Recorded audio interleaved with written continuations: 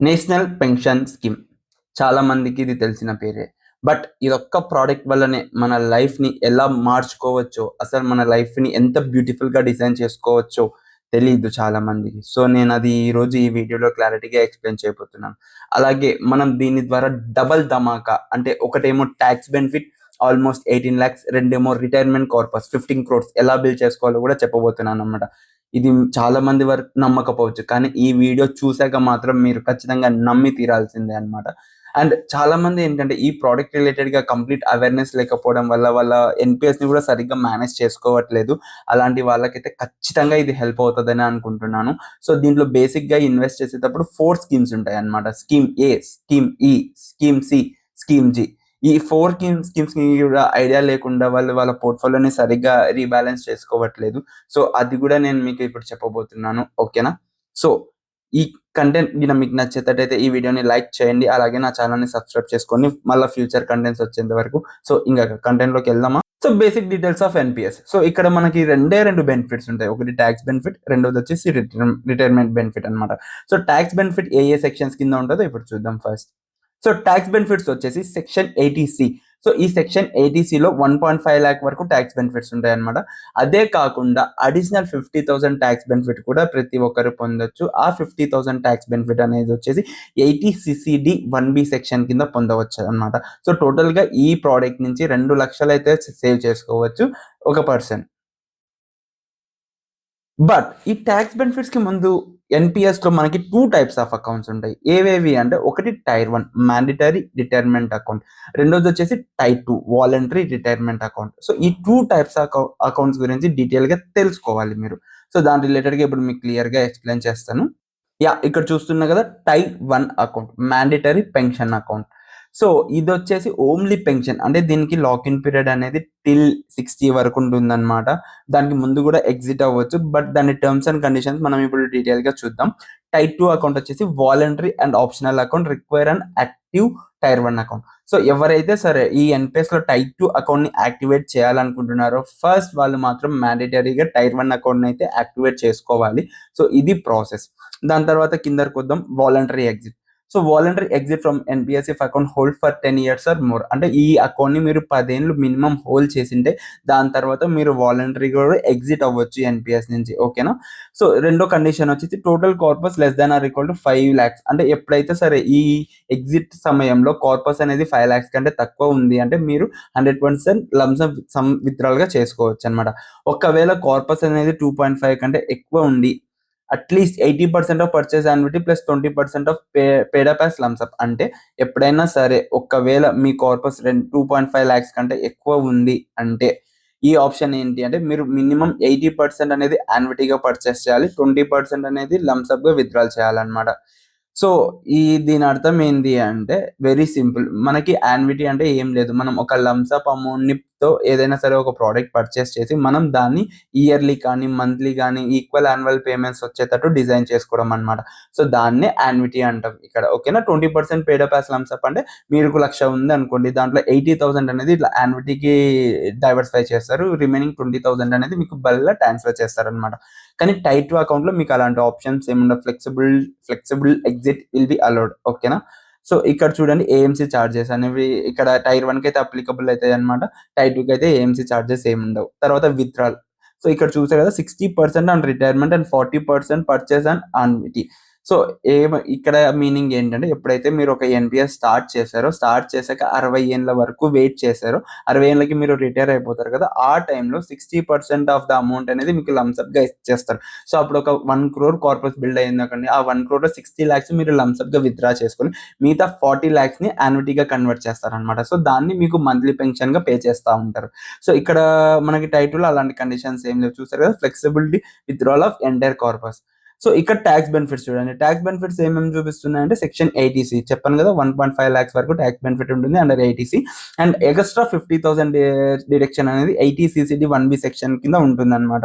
So, ఇక్కడ partial withdrawal up to 25% of the contribution is talks free. So ఎప్పుడైనా సరే మీరు ఇలా టైర్ 1 లో ఇన్వెస్ట్ చేసి ఉంటారు కదా, ఇన్వెస్ట్ చేసినాక ర్యాండమ్ బేసిస్ లో 25% ఆఫ్ ద అమౌంట్ ని మీరు ట్యాక్స్ ఫ్రీగా విత్డ్రాల్ చేసుకోవచ్చు. సో అదొక ఫ్లెక్సిబిలిటీ అయితే టైర్ 1 లో ఉంటుంది. సో టైర్ 2 లో వచ్చేసి no tax benefit. Tax benefits అయితే ఏముండవు. ఎక్సెప్షనల్ కేసు ఏంటి అంటే central government employees must hold NPS account for at least 3 years to qualify for tax deduction. Central government employees ఎవరైతే ఉన్నారో వాళ్ళు ట్యాక్స్ డిడక్షన్ కి క్వాలిఫై అవ్వాలంటే వీళ్ళు ఆ ఎన్పిఎస్ ని మాత్రం మినిమం 3 years హోల్డ్ చేసి ఉండాలి. Annuity, mandatory purchase of annuity with 40% of the corpus. So ఇక్కడ ఏమంటున్నారు అంటే ఎప్పుడైతే సరే మీరు రిటైర్మెంట్ అవి ఉంటారు కదా, రిటైర్మెంట్ అయ్యే టైంలో మీ కార్పస్ అనేది 5 lakhs కంటే ఎక్కువగా ఉందంటే మీరు ఎంతైతే అమౌంట్ ఉందో దాంట్లో 40% ఆఫ్ ద అమౌంట్తో యాన్యుటీని అయితే ఖచ్చితంగా పర్చేస్ చేయాలి. రిమైనింగ్ 60% వచ్చేసి లంసప్గా మీకు క్రెడిట్ అయిపోతుంది. అండ్ టైర్ 2లో అయితే అలాంటి అప్లికబిలిటీస్ కూడా ఏమి ఉండవు. సో సింపుల్గా చెప్పాలి అంటే ఒక రిటైర్మెంట్ అండ్ ట్యాక్స్ బెనిఫిట్స్కి మీరు ప్లాన్ చేసుకుంటున్నారంటే మోస్ట్లీ మీరు టైర్ 1 ద్వారా వెళ్తారు. వన్స్ టైర్ 1 యాక్టివేట్ అయినాక ఇంకా అడిషనల్ అమౌంట్స్ ఏవైనా మీరు చేయాలి అనుకుంటున్నారు అంటే అప్పుడు మీరు టైర్ 2 అకౌంట్ని కూడా యాక్టివేట్ చేసి ఎన్పిఎస్లో ఇన్వెస్ట్ చేయొచ్చు. సో ఇవి tier 1 and tier 2 accounts.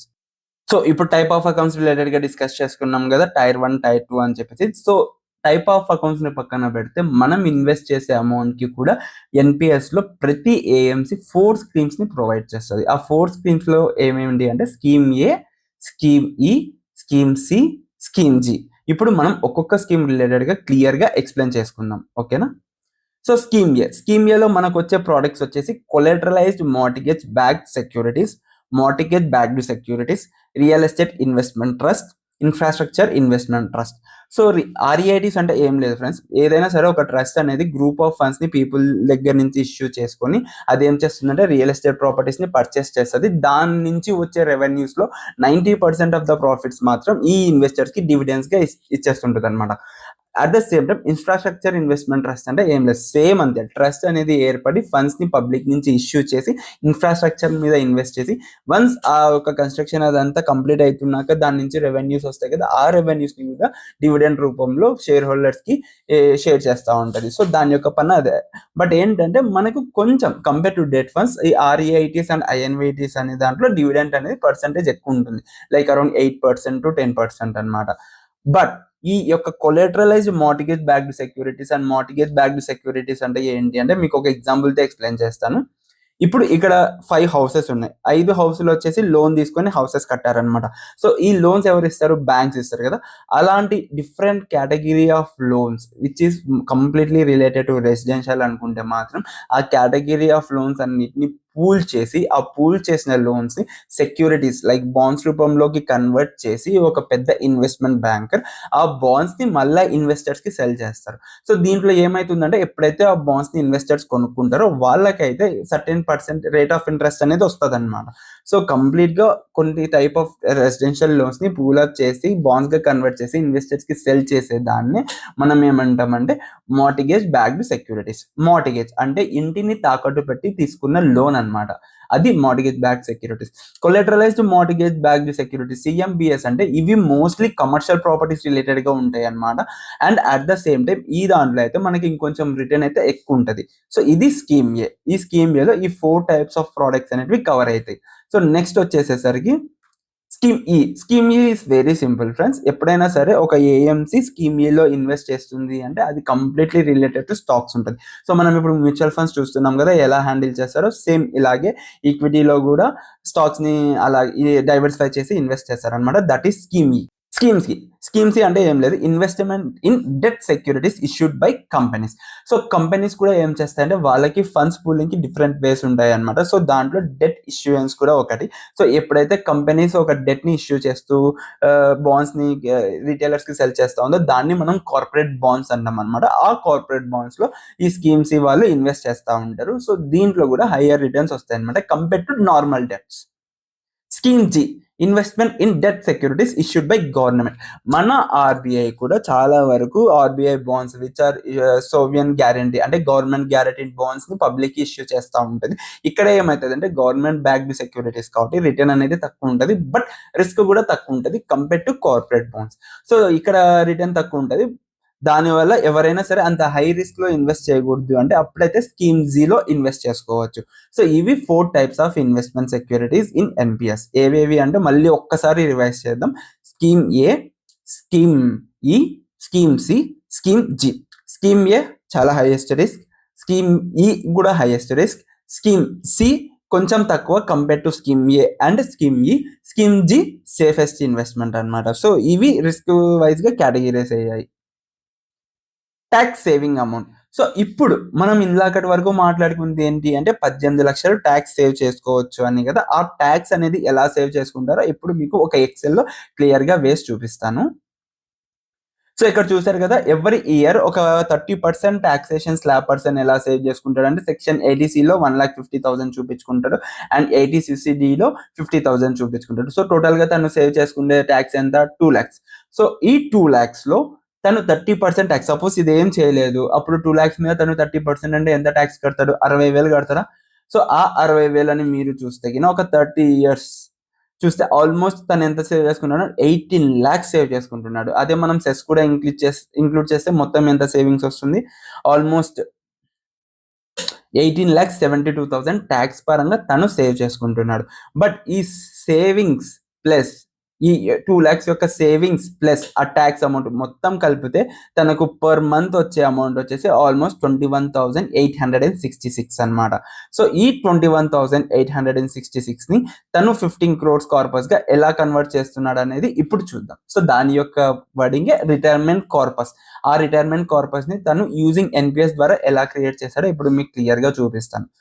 So ఇక్కడ చూసారు కదా 21,866 కదా తను క్రియేట్ చేసిన మంత్లీ సేవింగ్ అమౌంట్. అదే 21,866 ని తను ఎస్ఐపి చేస్తాడు. సో చూసారా 21,866 expected return per annum 15%, time period 30 years. So total గా తను క్రియేట్ చేసుకున్న కార్పస్ అంటే 15,32,76,737. ఈ విధంగా మీరు సేవింగ్స్ కోసం యూస్ చేసే సింపుల్ ప్రోడక్ట్ అండి ఎన్పిఎస్, నేషనల్ పెన్షన్ స్కీమ్. దాన్ని ప్రాపర్గా మీరు డిజైన్ చేసుకొని ఒక 30 years ప్లాన్ చేసుకోగలిగితే ఇర్రెస్పెక్టివ్ ఆఫ్ అదర్ సేవింగ్స్, అసలు మిగతా సేవింగ్స్ని మీరు చేస్తున్నారా చేయట్లేదా, లోన్స్ పెట్టుకుంటున్నారా, ఈఎంఐస్ కడుతున్నారా, క్రెడిట్ కార్డ్స్ యూస్ చేస్తున్నారా, ఎంజాయ్ చేస్తున్నారా మీ ఇష్టం. బట్ ఈ 2 lakhs ఏదైతే మీరు సేవింగ్స్కి యూస్ చేస్తున్నారో ఆ 2 lakhsని మీరు ప్రాపర్గా సేవ్ చేసుకొని ఇలా బిల్డ్ చేసుకోగలిగితే కూడా మీరు మీ రిటైర్మెంట్ని ప్రాపర్గా ప్లాన్ చేసేసుకోవచ్చు. And 15 crores amount is not at all a small thing. 15 crores అనేది అసలు చాలా చిన్న అమౌంటే కాదు. మీరే చూడండి ఇప్పుడు అసలు 1 కోటి సంపాదించాలంటే ఎంత స్ట్రగుల్ ఫీల్ అవుతున్నారు. అలాంటిది సింపుల్గా మీ ట్యాక్స్ సేవింగ్స్ అమౌంట్ నుంచి ప్లస్ మీరు ట్యాక్స్ సేవింగ్స్ చేసే అమౌంట్ నుంచి 15 crores బిల్ చేసుకోవచ్చు అంటే it's not a small thing. కానీ ఈ 15% రిటర్న్ని మీరు ఎలా జనరేట్ చేసుకోగలుగుతారు, దాని పరంగా scheme A, scheme G, scheme E, scheme C దీంట్లో ఎలా పోర్ట్ఫోలియోని డైవర్సిఫై చేసుకోవాలనేది మీకు నెక్స్ట్ వీడియోలో ఖచ్చితంగా ఎక్స్ప్లెయిన్ చేస్తాను. అండ్ ఐ హోప్ ఈ వీడియో మీకు యూజ్ అవుతుంది అనుకుంటున్నాను. అలాగే మీరు ఈ వీడియోని యూస్ఫుల్గా ఫీల్ అయ్యారు అంటే మాత్రం మీ ఫ్రెండ్స్కి కూడా షేర్ చేయండి. ఖచ్చితంగా ఎవరెవరైతే ఎన్పిఎస్ చేస్తున్నారో వాళ్ళందరికీ చాలా హెల్ప్ అవుతుంది అనమాట ఈ ప్రోడక్ట్ రిలేటెడ్గా క్లారిటీ రావడం. ఓకేనా. సో మళ్ళీ ఆ 4 type ఆఫ్ స్కీమ్స్లో ఎలా పోర్ట్ఫోలియోని బ్యాలెన్స్ చేసుకోవాలి, ఎలా ఇన్వెస్ట్ చేయాలనే దాంతో మీ ముందుకు వస్తాను. Until then signing off, your సెంట్. Thank you.